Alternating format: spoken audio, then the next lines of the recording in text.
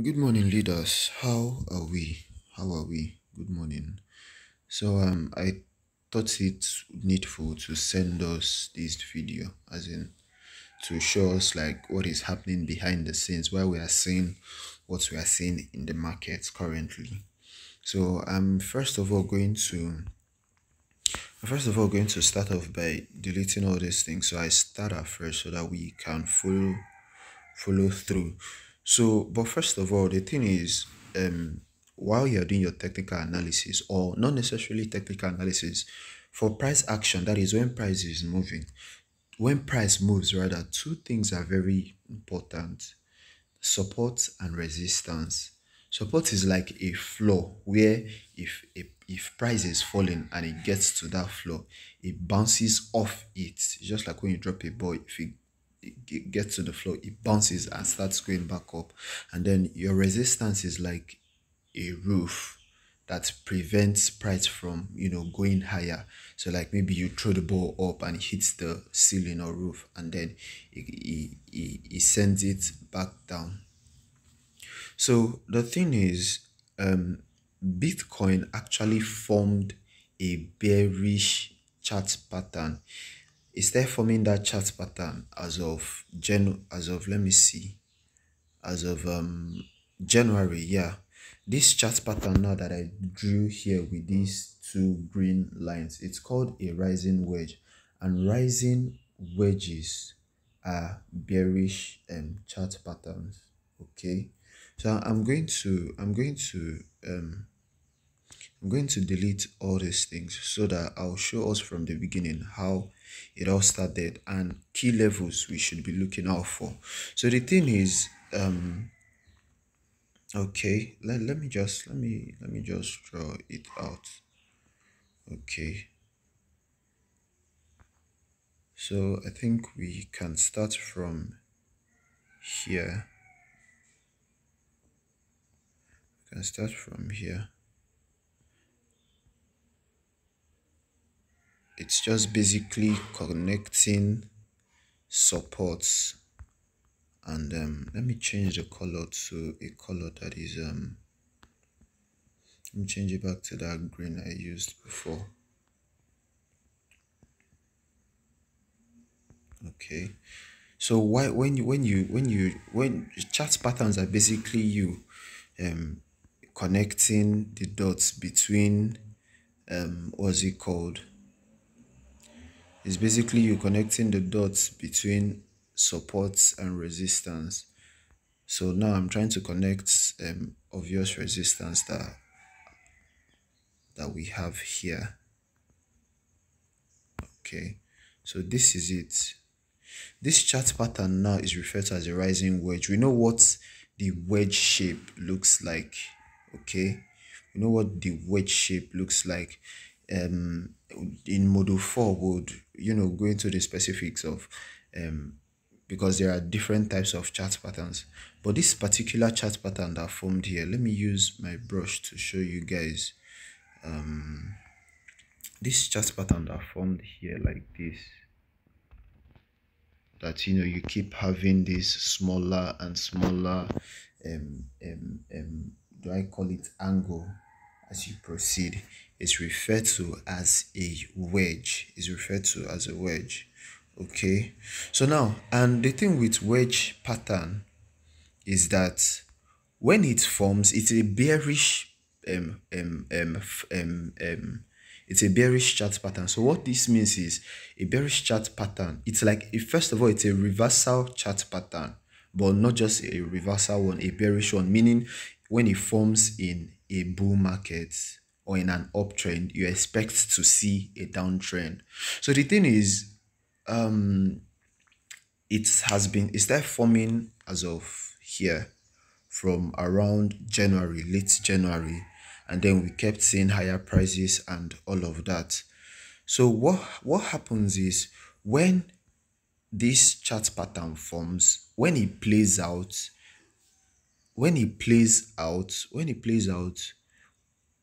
price is expected to return to where that chart pattern started forming. And if you remember if you remember the trace I just did now, just to show you that everything is working as planned per se. If you remember what I traced here,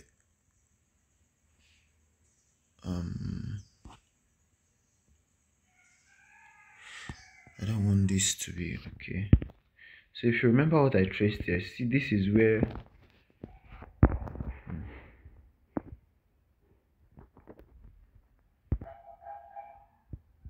this is it started forming here. As it started forming at this point.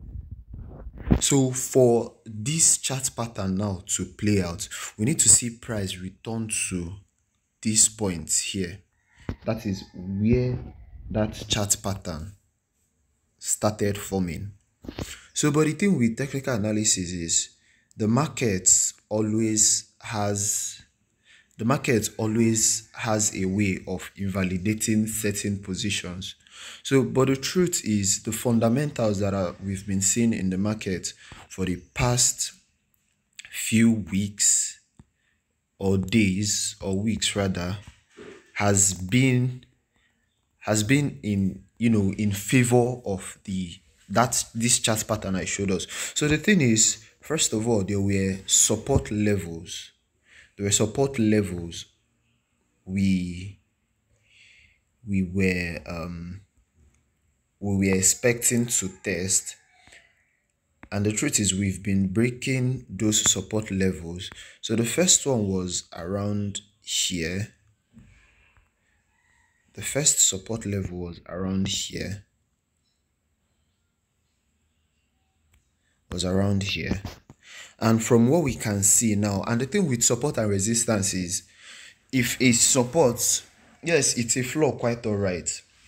But the thing is, price action is like a skyscraper. So if the first floor isn't able to hold, price can actually break below that support and then move towards the another support. Okay. So now the thing is, we had key levels. This first one, which as of okay, this is the daily chart, which as of 3 days ago thereabout, I think that was it on Sunday. If you follow my status, you would see an upload I made about a particular level that I said once we break that level, once we have a weekly close below that level, that the bears were going to dominate the market. Okay. And now we have this second level here, and another thing with support and resistance is that former resistance or initial resistance can actually become support. Like support can become resistance and resistance can become support. Let me see if I can okay. So for instance, here, if you notice, let me use my brush to show it to you guys. Okay. So if you notice, we met a resistance here at this point. Okay. We are trying to make new higher prices, but we got here and we met a resistance. And why is it a resistance? It's a resistance because when we hit this roof here, we bounced back a bit and then found support here at this point, then before going to make higher highs. So but the thing is, following this price action now, we've met another resistance here, and then we came back and we found supports here at this point. And if you check, this support we found here was initially or previously a resistance. So that is what I mean by that. Previous supports can become resistance and previous resistance can become supports. Okay. So moving on. So as we can see currently, where is BTC headed? BTC is headed to, to it's this chart pattern has to play out. So okay, I was mentioning something about what's it called, certain chart patterns getting invalidated, because the truth is the market, one of the major things that moves the market is sentiment. One of the major things that move the market is sentiment. Okay, so now there we were expecting a possibility that probably, because the whole market was bullish, and then there wasn't necessarily any need to be fearful per se. Okay, so we were expecting this to happen, but we're like, what support levels are we going to, like, at what place are we going to find support? Because the thing is, we spotted a rising wedge. A rising wedge is a bearish pattern, i.e., prices are going to go down. But the thing is, price is going down. Where are we going to find support to, start up again? So this first key level, as of few days ago, we broke that level, and now currently, as of today, or as of this morning, or between yesterday night and this morning, we are currently here at another key level. And so the truth is, if we close below this level, another place that we would be expecting BTC to be headed to is for the complete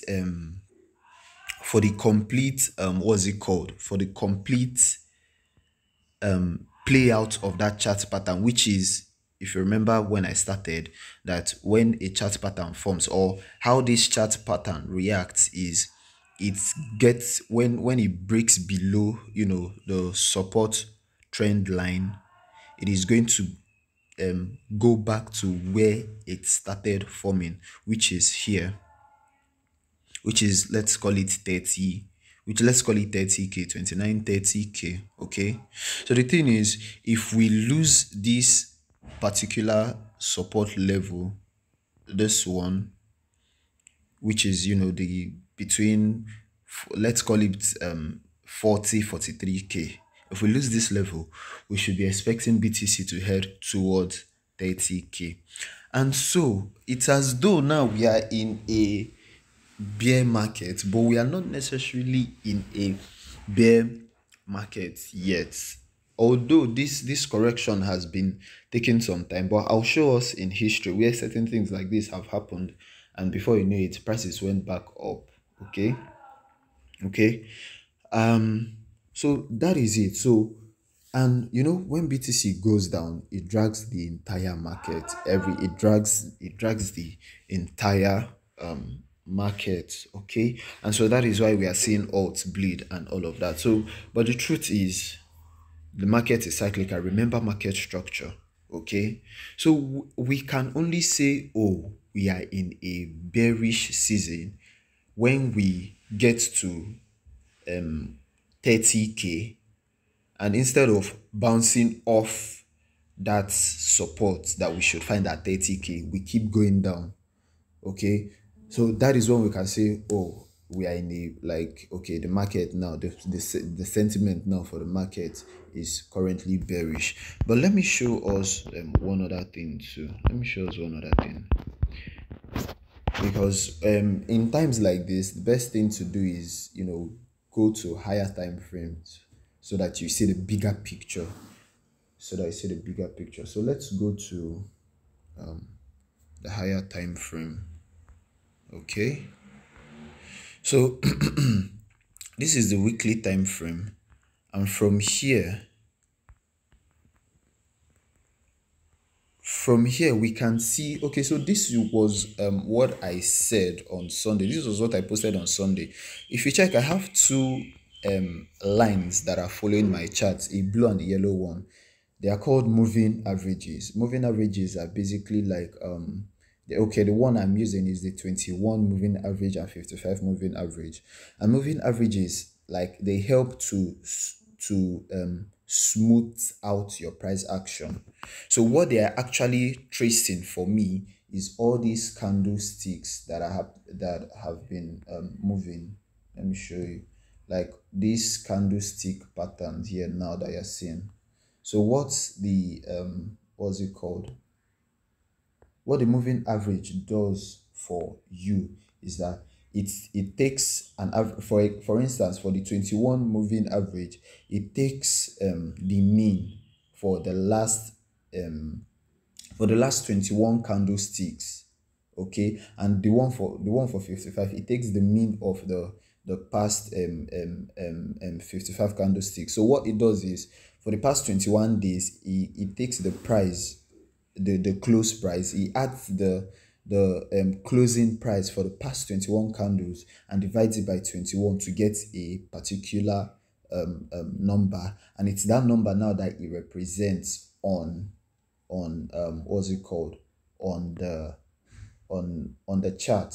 Okay, on the chart. So the thing is, currently, let's currently, the for 21 for the 21 moving average,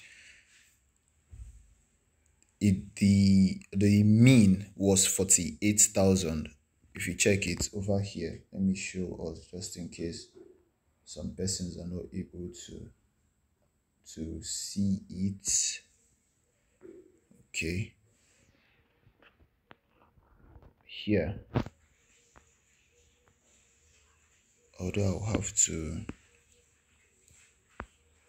okay, that is here, because I was trying to use my brush, but we might not. So here, so the current the moving 21-day moving average was 48,000, and how it got that $48,058 was that it calculated the close price for the last 21 candles, and this is a weekly, this is a weekly chart right here. So he calculated the price for the last 21 weeks and divided it by 21 to get that figure. So I said on Sunday that once we lost that, and the thing with moving averages is that they can serve as dynamic support and resistance. They are dynamic in the sense that they move, they are not static, unlike these other ones we draw with our horizontal lines and all of that. Like, for example, like this white line now I drew here at 29,600, it's not a dynamic support because it's going to be there, it doesn't move. But the thing with the moving averages is that from the name itself, it moves. Okay, so it moves with the market. So I said that once we closed below what is it called, that once we closed below that 21 moving average, like once we close below it, as in once it doesn't serve as a support for us, that the bears would have the market, and that is what is playing out now actually. Okay, so but the thing is, this is it, we have two supports now. The only time now we can say that BTC is bearish or the entire market is bearish is, number one, if we lose this 30k support. And then after even losing the 30k support, there is still another support we should look at, which is this 55 MA that's here, which is around 26k. So let's say BTC now loses 30k. This market can only be referred to as bearish when we lost, first of all, maybe we lost let's say we lose 30k and then we lose 26k. Okay, then we can now see the market is bearish, because the thing is, for prices now to come up, this previous support will begin to serve as resistance. Okay, they begin to serve as resistance, so it's going to make it difficult to see higher prices for some while, because the thing is, price will try to go up, but then it's going to be really difficult.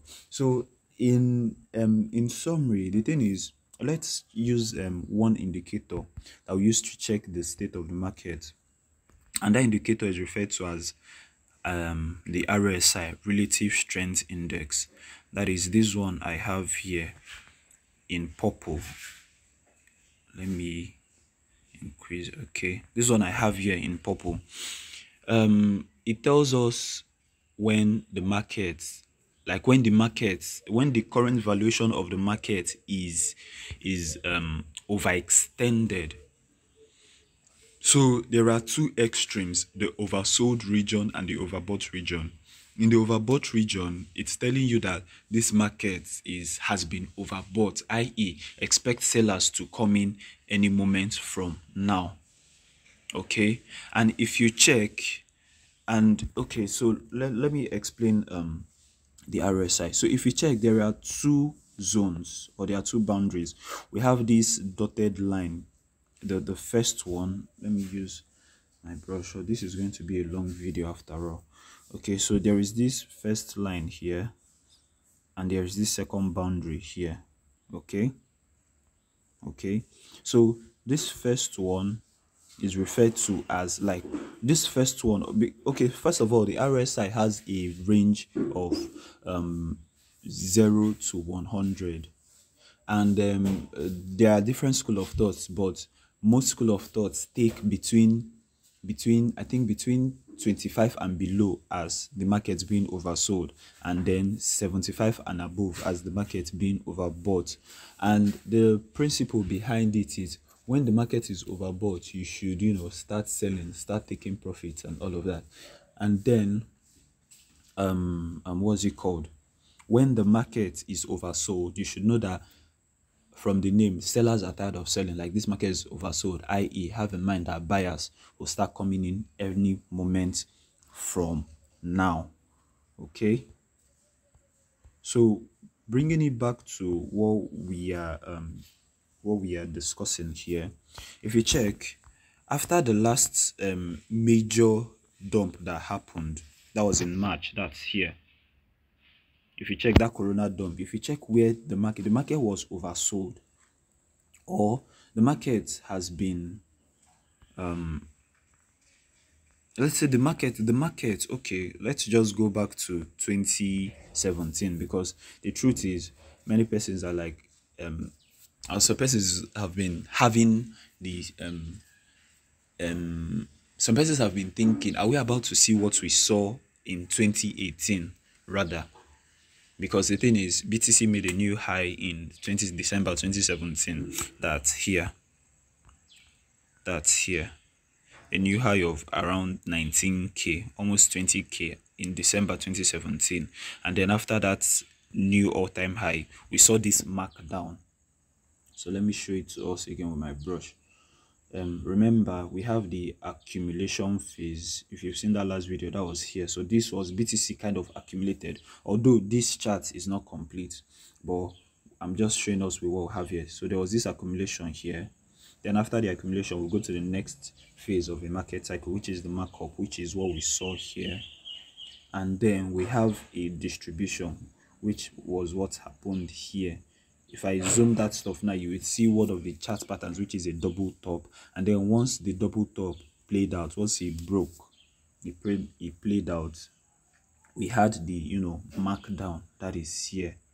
Okay, and then we market cycle. If you check here, we have this kind of little accumulation here before a markup again, and then a distribution, and then this markdown. Okay, and then we had another accumulation here, although okay, we had another accumulation here before a slight markup. The market was about to start going up before we now had that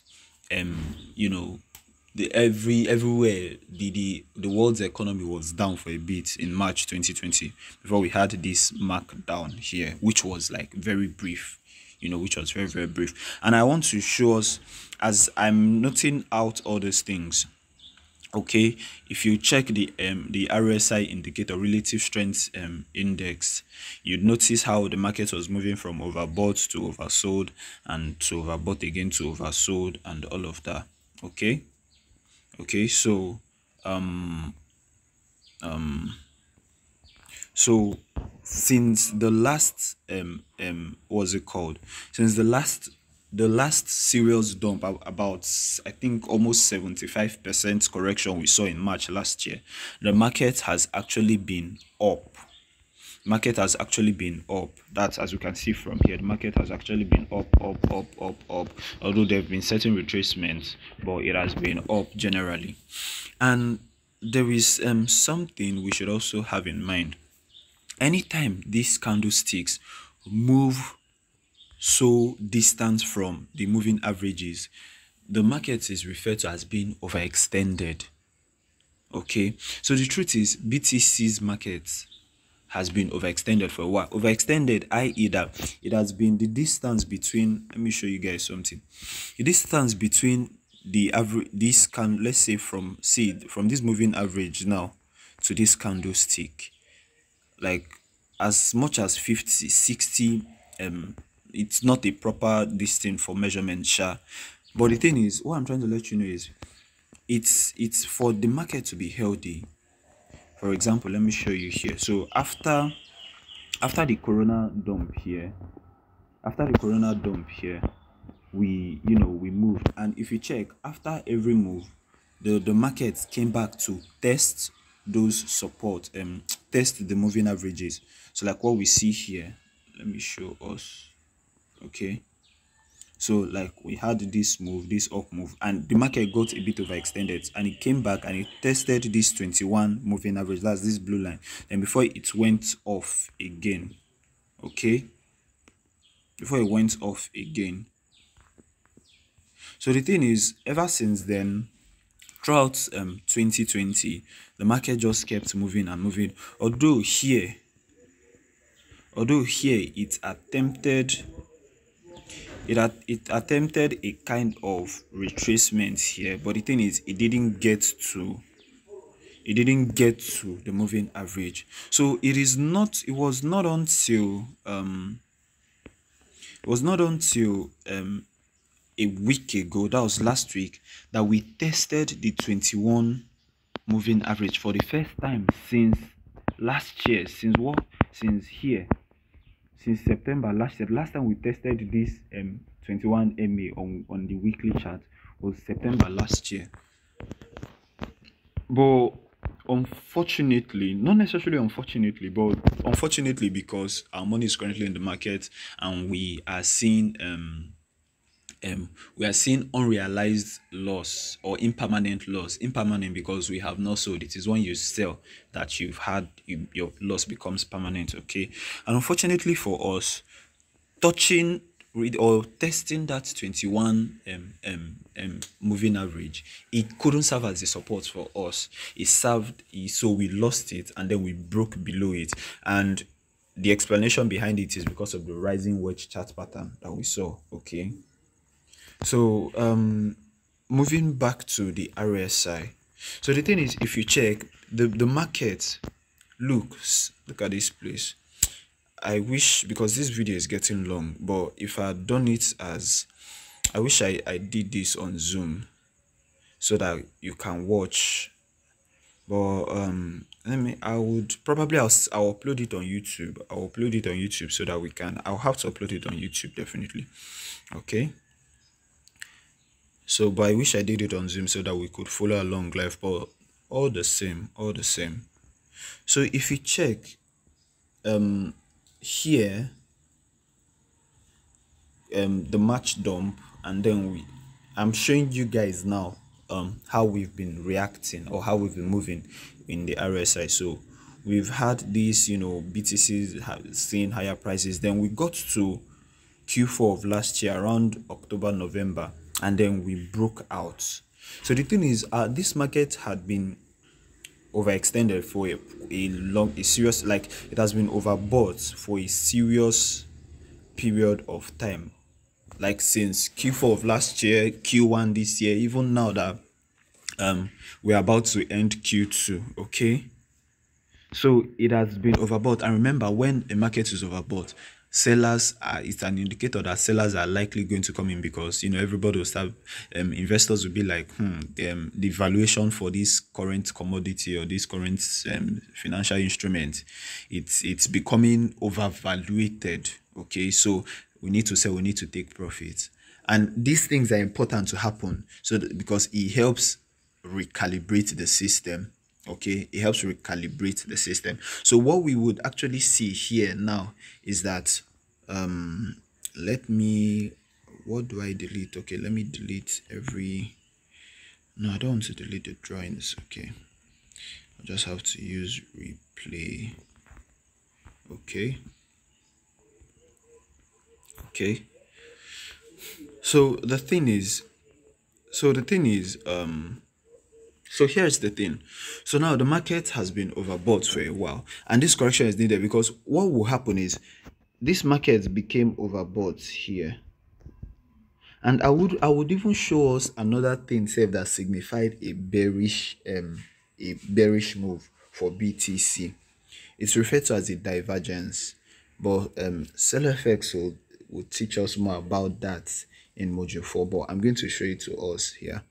Okay, so if you check, this overbought price was close 38K. BTC was overbought 38K.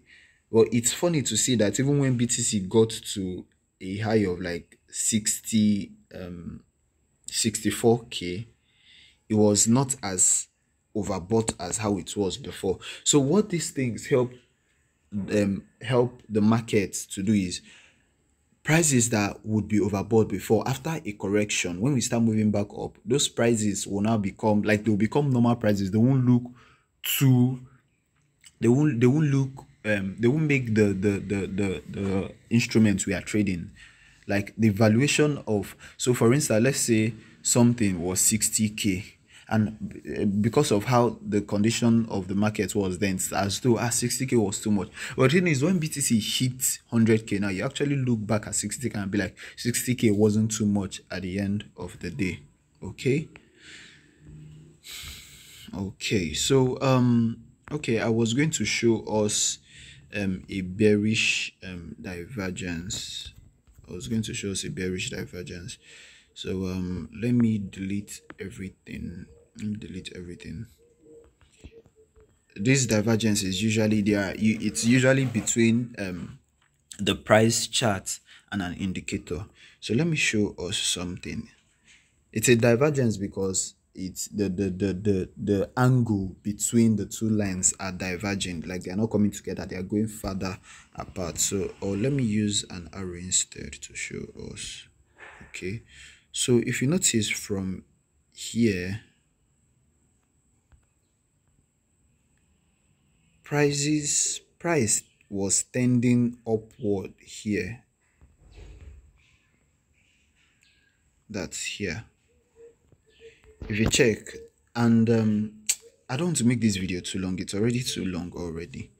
How many minutes? Wow, 32 minutes. That's serious. Let me just move on to what I wanted to show us. Okay, now let me show us something on here. Okay, so if you check from here, price the indicator was moving downward. So if you check, you see that there was a, let me delete this for the meantime so that we have enough space. So if you check, you see that there was this bearish, it's a bearish divergence, and for divergences you compare the tops for bearish moves and you compare the bottoms for bullish moves. Okay, so there was a bearish divergence between the RSI and or there was a divergence between the RSI, what we are seeing on the chart, because on the normal, if you check this RSI, it goes up when prices goes up, but it got to a point price was going up here. We saw price going up here. Okay, we saw price going up here, but on the RSI, the indicator was showing a downward move. Okay, so that is another thing that confirmed, or that is actually showing us an explanation that, see, all these things that are happening are normal. So in the end point of the whole thing, those key levels that we had to watch out for, which is on the bigger picture here, that is let me call it, that's 26,000 region, and then another that supports now we should look for, and here also Okay, we have lost this one. Okay, let me go to daily to draw that. It's going to be clearer on daily. Okay.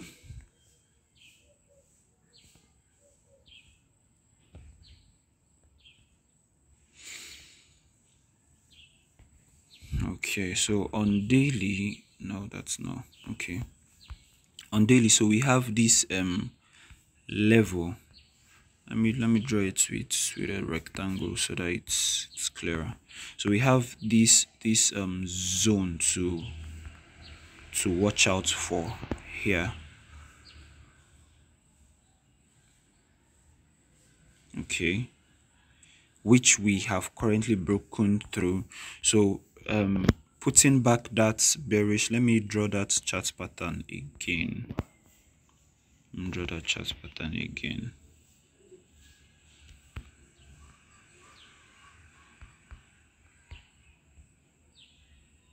Okay, that's the resistance. Let me draw the support, the one that connects that's here.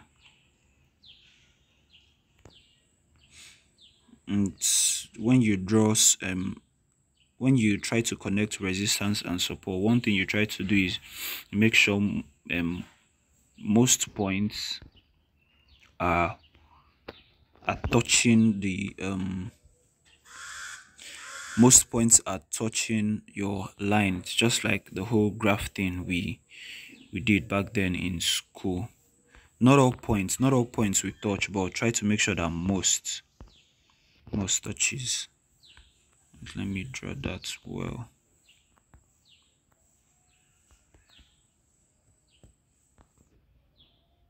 It's from here.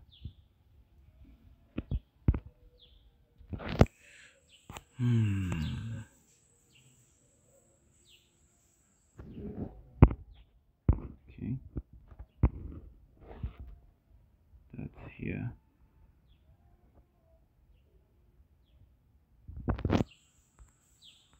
Okay, reduce this line so that doesn't look too.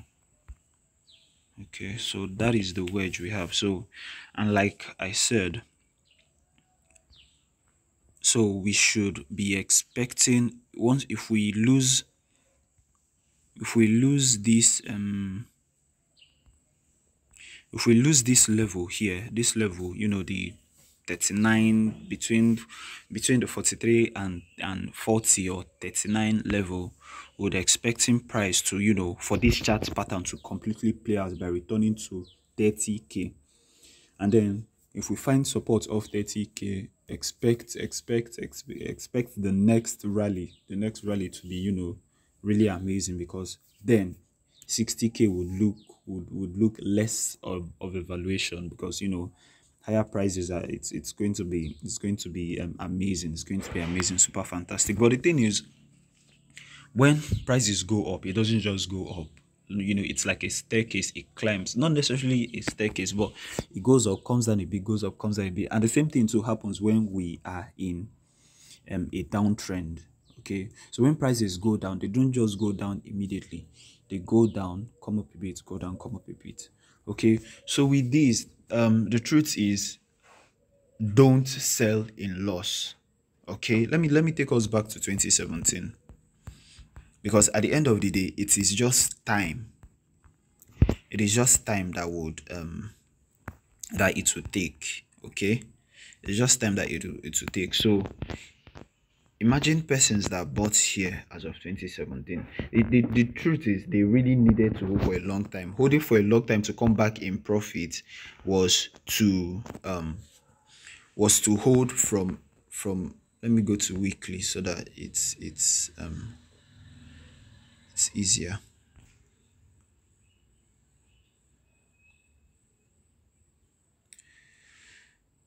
Come on. Okay, so for persons that bought here at this point here, this top in 2017, they needed to hold till, I think they needed to hold till throughout 2018, 2019, 23 years.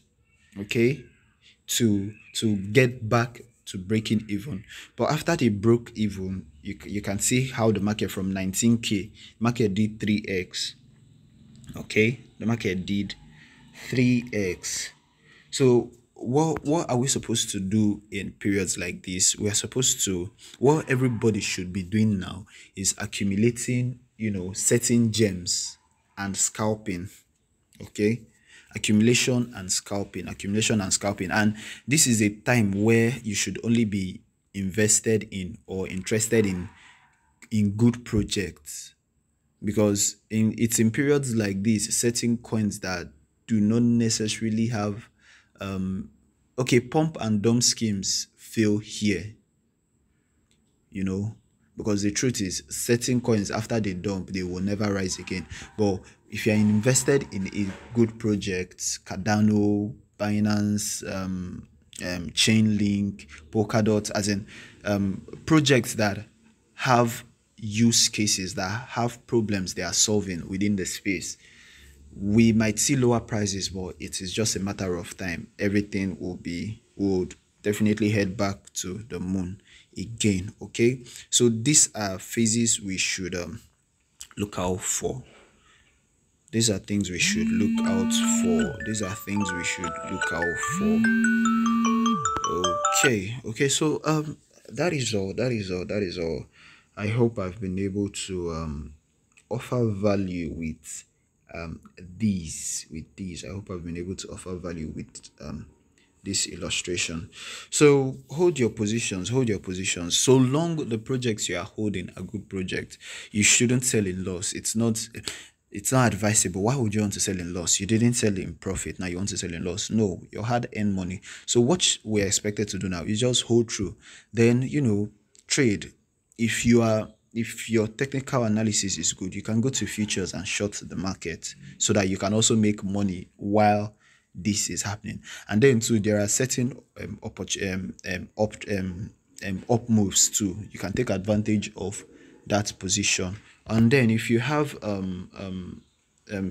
capital is nice enough, you can still do the normal scalping on your spot trade. You can just, if you see is you see a bullish chart pattern, you enter, you exit, make that little profit. So what we should be doing now is we should be accumulating gems. So all those coins we really wanted to buy, many persons wanted to buy BNB when it was 600 and stuff. BNB is giving you a cheaper price to buy now at 400 and something, 80 something dollars, I think.